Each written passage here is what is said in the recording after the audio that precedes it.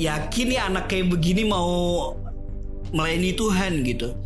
Sampai kayak gitu. Jadi joyful in hope, patient in trouble, terus faithful in faith. Itu yang Tuhan kasih ke gue untuk berjuang, untuk jalanin journey yang baru bersama Tuhan gitu. Itu yang bikin gue, walaupun ketakutan ada, tapi ini yang Tuhan kasih. Sampai akhirnya gue berani. Sampai akhirnya gue mau yaudah jalanin bareng Tuhan, tanpa berpikir kebebasan akan hilang atau nanti gue gimana ke depannya. Enggak, gue tahu masa depan gue ada dalam Kristus. Intinya itu.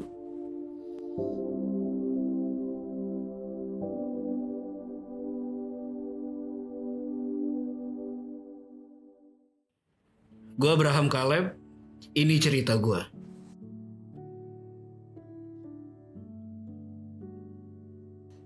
Oke. Ya tadi background keluarga gue anak dari seorang ibu dan ayah, tapi gue hidup dengan ibu dan adik gue doang. Ya bisa dibilang berarti gue hidup tanpa ayah.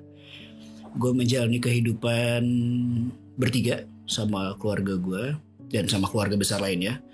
Tapi yang menghidupi gue secara keseluruhan itu nyokap. Dan background gue anak kuliahan. Terus apalagi ya, gue sedang hidup gue sekarang adalah full time melayani Tuhan di gereja maupun komunitas yang ada. Ya, di cerita muda kali ini yang mau gue ceritakan adalah journey gue sebagai seseorang yang tumbuh tanpa seorang ayah, terus besar menjadi seorang anak yang agak-agak labil, kemudian menentukan hidup untuk melayani Tuhan sepenuhnya.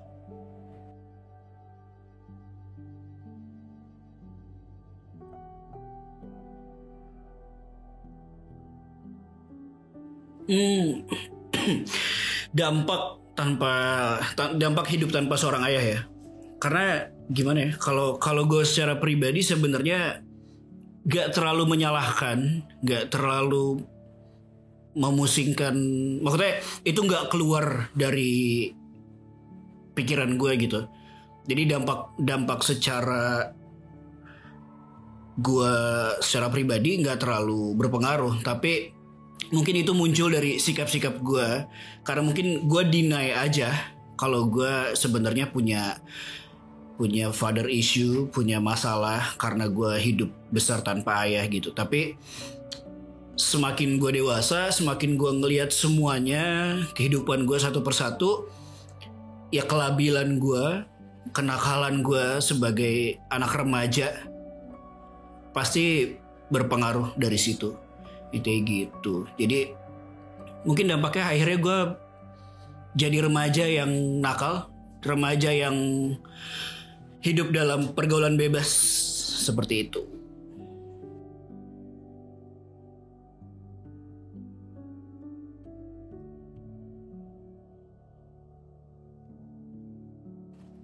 Iya gimana ya, pergaulan bebas semua remaja sih. Maksudnya kalau ngomongin pergaulan bebas segala macam, dari mulai rokok-rokokan, dari mulai nongkrong sampai pagi, bahkan gak pulang-pulang, cabut dari rumah berbulan-bulan. Terus ya perkenalkan remaja pada umumnya sih, hampir semuanya udah gue nikmatin lah gitu. Untungnya aja tidak pernah sampai mengakibatkan hal-hal yang berdampak buruk bagi jasmani gue atau kehidupan gue ya.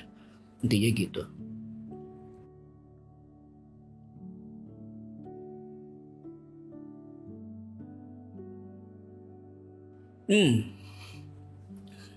Sampai akhirnya memutuskan untuk berhenti ya.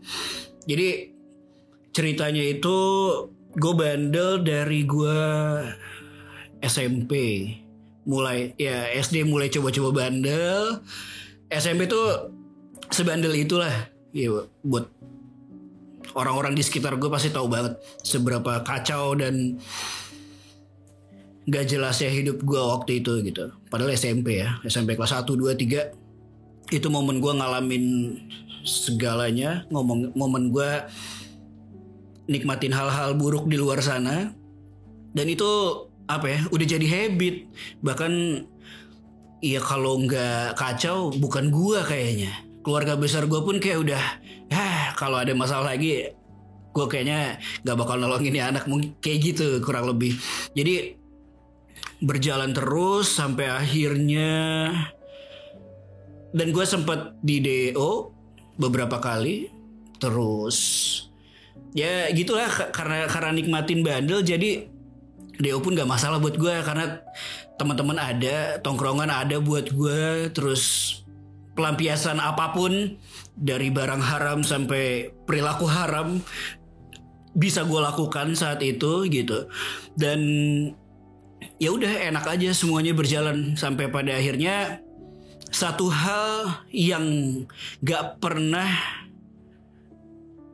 nggak pernah berhenti dilakukan sama nyokap gue. Dan ini yang bikin gue tiap hari tuh seperti dipaksa untuk ngelihat Tuhan, seperti dipaksa untuk berbalik.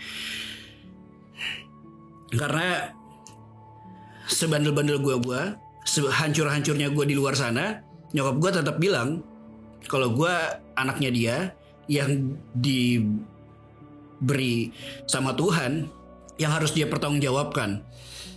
Sampai mau gue pulang bawa rokok, mau gue pulang tipsi, agak-agak mabok, mau gue ketahuan ngapa-ngapain di luar, nyokap selalu tungguin gue. Dan dia selalu paksa gue ya, bukan sekedar suruh, tapi dia paksa gue untuk berdoa.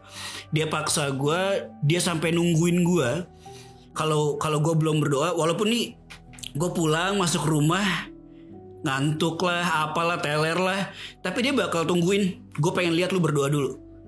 Apa yang mau didoain cuy? Kayak bener-bener, aduh Tuhan, ya udahlah, ala kadar gue. Kadang bahkan dia nggak mau gue diem, dia mau gue ngucap.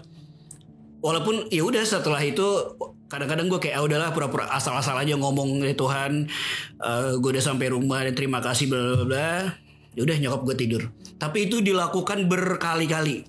Mau nyokap gue secapek apapun, gue sampai rumah sepagi apapun, walaupun dia harus kerja besoknya dengan maksudnya masuk pagi, tapi dia selalu datang atau samperin gue sebelum gue masuk kamar, sebelum gue tidur, dan dia akan paksa gue untuk berdoa. Dan itu jadi habit juga tuh. Makanya gue males pulang kadang-kadang.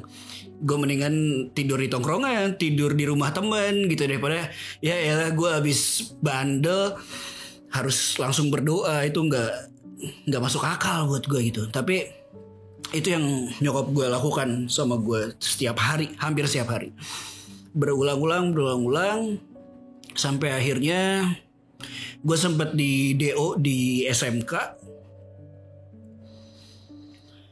Dan itu momen gue kayak gila, karena udah berkali-kali gue bandel dan datang sama Tuhan secara terpaksa.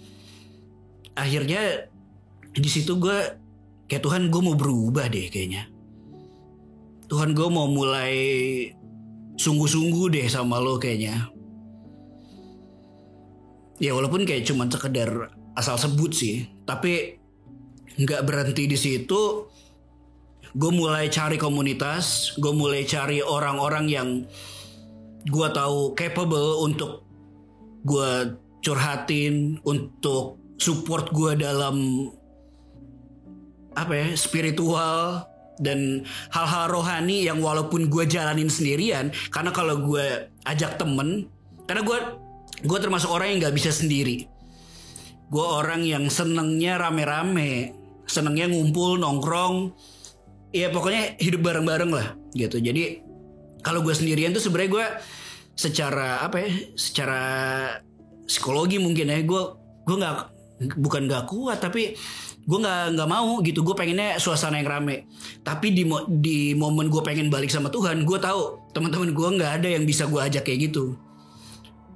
Sampai akhirnya awal-awal datang ke Tuhan, gue coba sendiri, gue cari gereja, gue cari komunitas anak-anak muda Kristen, ya gue masuk aja walaupun kayak asing banget, tapi gue nyemplung, gue ya SKSD aja sama yang lain, terus mulai nikmatin, denger firman, didoain dan segala macamnya, sampai akhirnya gue tahu yang terima gue bukan sekedar komunitas, tapi Tuhan tuh mau tarik gue dari gue yang ceritanya kotor banget nih, ceritanya sebenarnya udah nggak layak banget gue pikir, tapi karena hubungan yang gue paksakan sama Tuhan awalnya itu, akhirnya gue lihat Tuhan terus, dan Tuhan pengen peluk gue, ajak gue jalan bareng terus sama Dia. Sebenarnya itu sih turning point dimana gue ngelihat Tuhan, ya karena hubungan yang dipaksakan sama nyokap gue,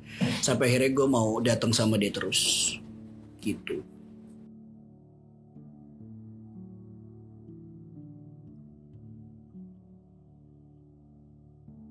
Iya, proses, iya namanya proses ya, pasti naik turun, pasti jatuh bangun, pasti nggak ngalamin hal-hal yang nggak enak.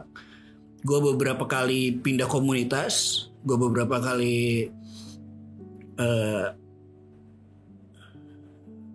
kecewa sama orang-orang yang gue anggap rohani dan harusnya hidup dengan baik gitu. Tapi setelah menjalani prosesnya, naik turunnya, yang gue yakinin adalah yang paling tepat, bukan yang paling tepat ya, yang paling bisa gue andalkan cuma hubungan gue sama Tuhan. Yang paling bisa bikin gue nggak nggak salah ekspektasi, cuman hubungan gue pribadi sama Dia. Jadi walaupun gue ngelihat orang dan kecewa berkali-kali, tapi ketika gue datang sama Tuhan, cara pandang gue dibenerin, cara gue ngelihat Tuhan dibenerin, abis itu cara gue ngelihat diri gue dibenerin. Akhirnya gue bisa ngelihat sesama gue tuh dengan konteks Tuhan melihat kita semua, dan itu berjalan cukup panjang, cukup lama, sampai akhirnya yang gue tahu ya hubungan sama Tuhan yang paling bikin gue nggak akan pernah pergi. Hubungan gue sama Tuhan yang akan bikin gue tetap stabil gitu, tetap lihat Tuhan, walaupun ya kadang-kadang ada naik turunnya kan, ada yang bikin ada yang bikin gue males datang ke Tuhan gitu karena berbagai hal di belakang gue. Tapi itu yang gue pegang, hubungan gue sama Dia yang akhirnya gak lagi dipaksakan, yang akhirnya berjalan dengan sendirinya, yang akhirnya bukan gue lagi yang seolah-olah pengen datang sama Dia, tapi udah Tuhan yang kayak, ayo hari ini lo belum temuin gue nih, ayo hari ini kita belum ngobrol gitu. Udah Tuhan yang akhirnya ganggu hati dan pikiran gue buat datang sama Dia. Itu sih kalau ngomongin prosesnya ya, proses rekonsiliasi sama diri gue dan Tuhan sama sesama gue, itu yang berjalan selama gue SMA. Selama kan gue di DO di SMK, terus gue ngulang SMA, dan itu berjalan dengan hubungan gue sama Tuhan lebih lagi kayak gitu.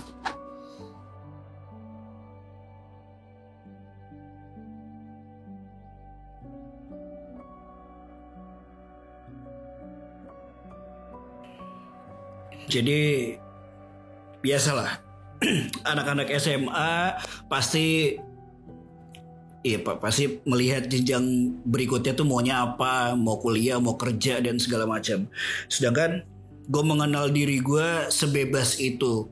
Ya ceritanya ya ceritanya gue sangat suka hal-hal berbau seni lah.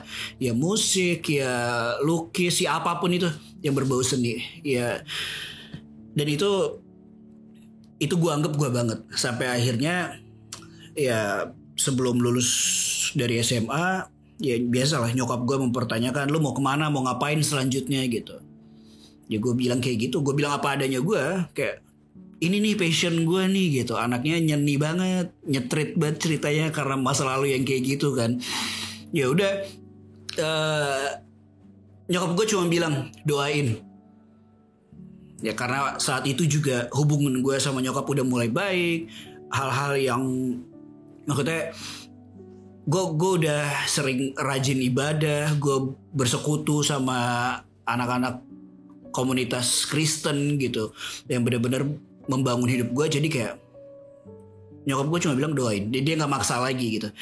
Akhirnya oke, gue mau serahin sama Tuhan, gue berdoa, tanya Tuhan hampir setiap hari tuh sebelum UN ya, sebelum lulusan. Gue doainnya tuh kayak kasih proposal ke Tuhan nih. Tuhan, ini nih gue udah punya rencana, gue pengen jadi ini, gue maunya ini. Pokoknya bahkan sekolah-sekolah yang gue pengen tuju tuh gue doain secara khusus. Bahkan sampai sempet puasa gitu. Gue doain Tuhan dalam nama Yesus bla bla bla. Gue pengen ini, gue pengen masuk sini, gue pengen ya kalau nggak bisa ini nggak apa-apa. Jadi kasih proposal ke Tuhan. Tapi berjalan beberapa lama, gue berdoa seperti itu terus. Ada satu kata yang muncul ketika gue berdoa yang gue aja kayaknya asing gitu. Mungkin gue denger di gereja, gue denger di komunitas Kristen gue, tapi gue asing sama kata ini. Itu teologi. Apaan sih ini gitu kan?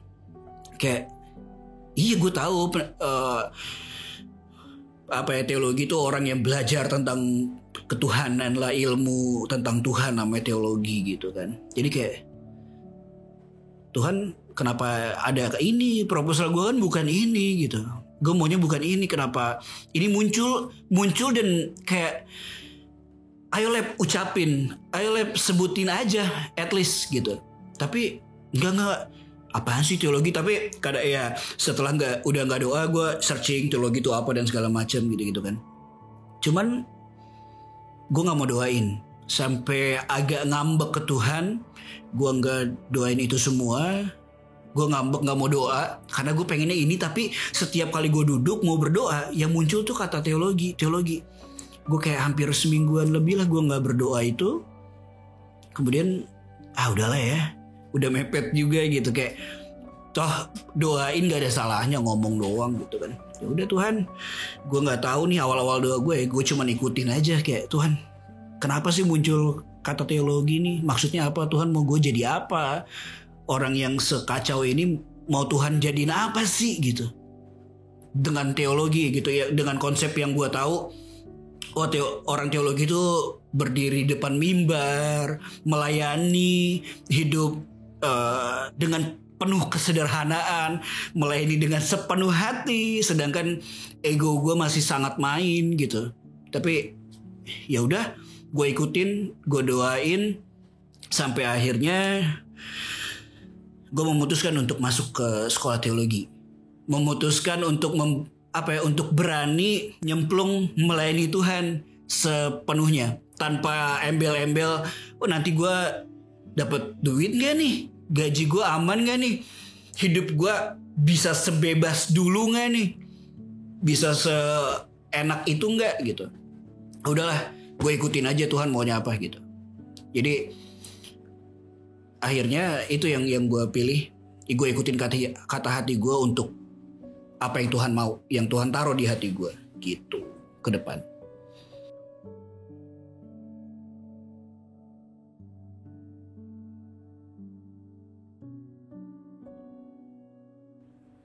Ya ada banget. Karena ya itu juga yang gue pikirin, kayak ini nggak pernah terlintas di kepala gue, tapi muncul. Dan yang gue tahu orang teologi itu harus melayani seperti Kristus melayani, tanpa bayangan materi sama sekali. Jadi takut, jadi bimbang, galau banget. Dan iya bener gitu, maksudnya teman-teman gue sangat terkikis. Orang-orang yang mau berkomunikasi sama gue yang dulu bener-bener kayak hilang satu persatu, menjauh satu persatu. Dunia gue seperti berubah dari yang ya istilahnya mungkin jalanan banget jadi gereja banget nih sekarang gitu kan. Karena bukan karena gue yang mau juga, tapi kayak seolah-olah keadaan dipaksa berubah sama Tuhan gitu. Tapi ya gue jalanin. Ketakutan itu gue hadapin dengan kepercayaan. Karena gini, satu hal yang bikin gue yakin, yang bikin gue percaya banget untuk ngejalanin ini sama Tuhan, itu ada 2 ayat. Yang pertama Yakobus 1 ayat 22, yang kedua Roma 12 ayat 12. Yaitu kalau Yakobus bilang, hendaklah kau menjadi pelaku firman dan bukan hanya pendengar saja, sebab jika demikian kau menipu dirimu sendiri. So gue gak mau nipu diri gue mau hidup sebagaimana gue diciptakan. Ya gue belajar firman dan gue mau berjuang untuk melakukan. Di Roma 12:12 itu ngomongin joyful in hope, bersukacita terus dalam pengharapan. Di depan itu walaupun kayak gue gak bisa ngeliat nih pengharapan di depan gue kayak apa gitu, orang-orang bakal ngomong apa, keluarga gue bakal ngomong apa, bahkan sampai tante-tante gue beberapa orang ngomong gitu, nanya kayak, yakin lo masuk teologi, yakin nih anak kayak begini mau melayani Tuhan gitu, sampai kayak gitu. Jadi joyful in hope, patient in trouble, terus faithful in faith, itu yang Tuhan kasih ke gue untuk berjuang, untuk jalanin journey yang baru bersama Tuhan gitu. Itu yang bikin gue, walaupun ketakutan ada, tapi ini yang Tuhan kasih. Sampai akhirnya gue berani, sampai akhirnya gue mau yaudah jalanin bareng Tuhan tanpa berpikir kebebasan akan hilang atau nanti gue gimana ke depannya. Enggak, gue tahu masa depan gue ada dalam Kristus, intinya itu.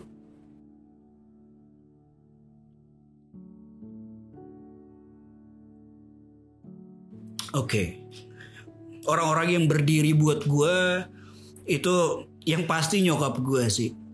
Gue udah ngecewain dia banget, nyakitin dia banget, mungkin bisa dibilang hancurin dia banget sebagai anak gitu.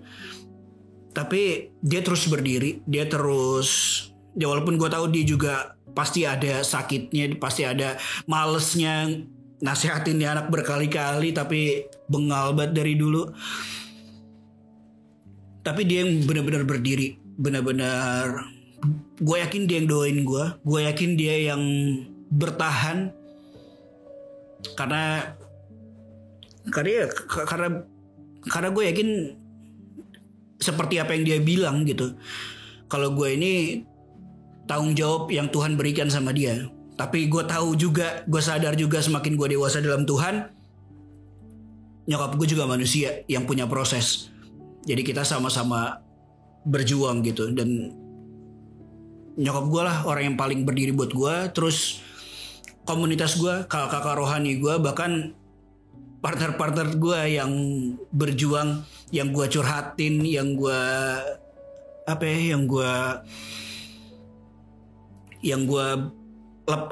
gue berikan semua beban yang gue punya saat-saat ini gitu. Mereka semua lah.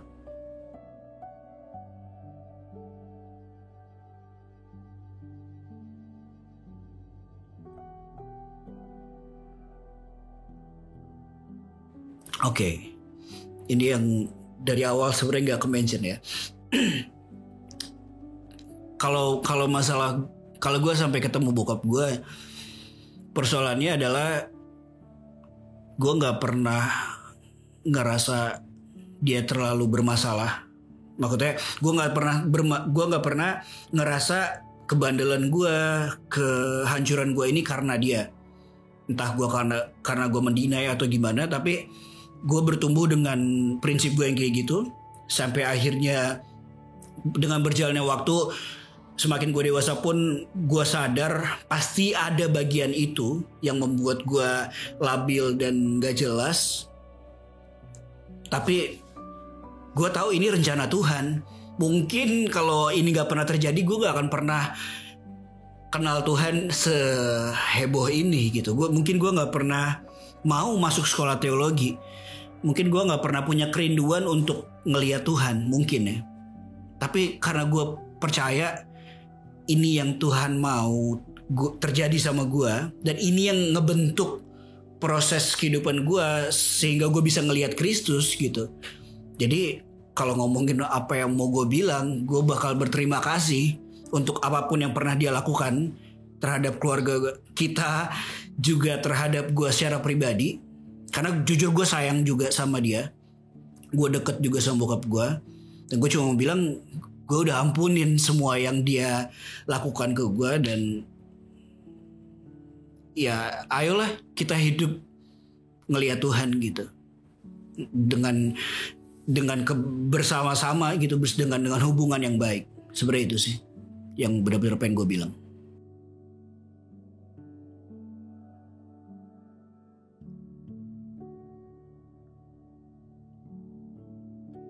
Sebenarnya udah gue singgung sih tadi kalau ngomongin kebenaran.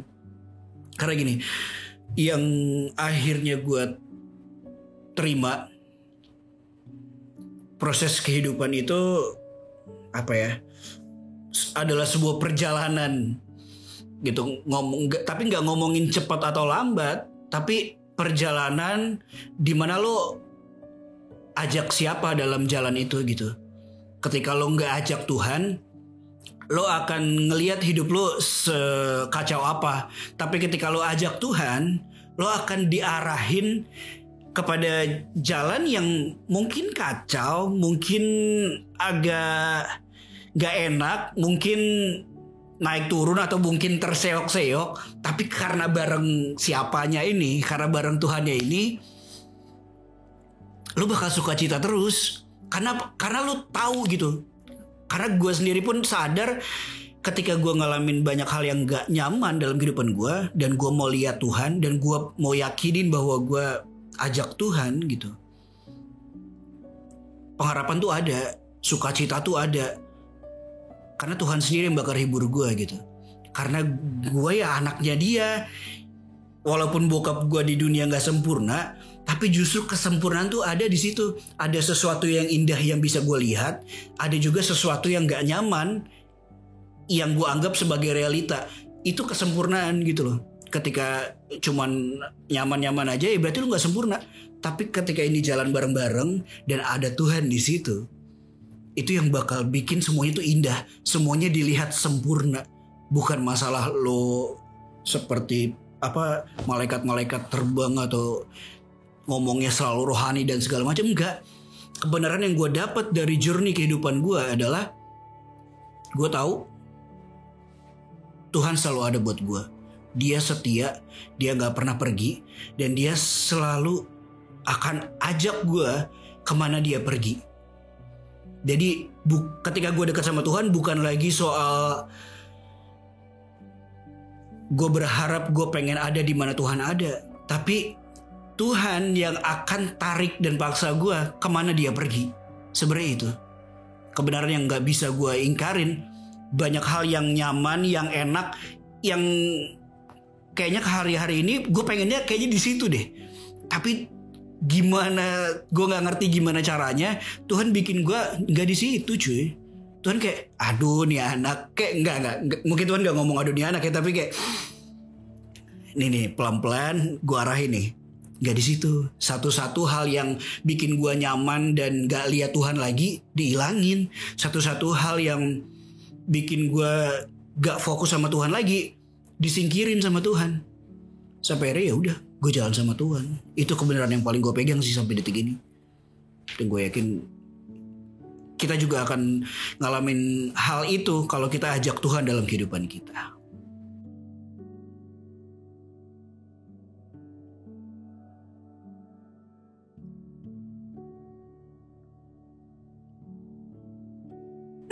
Buat teman-teman yang mungkin ngerasa hidup di keluarga yang broken, satu hal yang gue dapat dari nyokap gue, mungkin keluarga kita terlihat broken karena nggak ada ayah, karena nyokap berjuang sendirian sebagai single parent, terlihat broken. Tapi persoalan broken atau enggak, itu bukan dari yang kelihatan, tapi gimana yang di dalamnya ini berjalan. Gue bisa bilang mungkin keluarga gue terlihat broken, tapi sesungguhnya kehidupan gue sangat sangat baik gitu, nggak hancur-hancur amat. karena nyokap gue bangun komunikasi dengan baik sama anak-anaknya, walaupun anak-anaknya seperti tidak mau mendengarkan, tapi dia selalu berusaha untuk selalu ada buat anak-anaknya. Dia selalu berjuang untuk memenuhi kebutuhan anak-anaknya karena dia tahu itu tanggung jawab. Jadi kayak jangan takut, sebroken apapun keluarga lo semua kelihatannya, kalau lu ajak Tuhan, Tuhan yang bakal bikin yang kelihatannya kacau dan hancur ini menjadi baik gitu. Karena kayak ya Tuhan menciptakan segala sesuatunya dari kekacauan lalu menjadi teratur. Jadi ajak Tuhan, jangan deny Tuhan, jangan memalingkan wajah. Bahkan kalau bisa setiap hari minta untuk Tuhan, gue pengen lihat lo, Tuhan gue pengen ngalamin lo hari ini. Terus walaupun yang dialamin gak enak, jangan nyerah, karena sukacita selalu ada dalam pengharapan yang gak pernah kita bisa lihat. Kesabaran dalam kesesakan yang benar-benar membuat kita gak nyaman tuh akan membuat kita semakin yakin bahwa Tuhan itu setia. Terus ketekunan kita dalam berdoa, dalam bersujud sama Tuhan, mengangkat tangan sama Tuhan, minta Tuhan untuk terus isi, untuk paksa kita ngelihat Dia, itu yang bakal bawa kita mengalami Tuhan. Karena bukan soal apa yang kelihatan, tapi Kristus di dalam kita yang adalah sumber pengharapan itu yang bakal bikin kita ngalamin banyak sukacita, ngalamin Tuhan seutuhnya, sekalipun keadaan kayaknya nggak mendukung gitu. Jadi jangan nyerah, jalanin terus bareng Tuhan. Pesan gue cuma satu, ajak Tuhan, karena itu yang bakal bikin kita ngalamin sensasi yang nggak biasa, yang nggak pada umumnya. Good luck.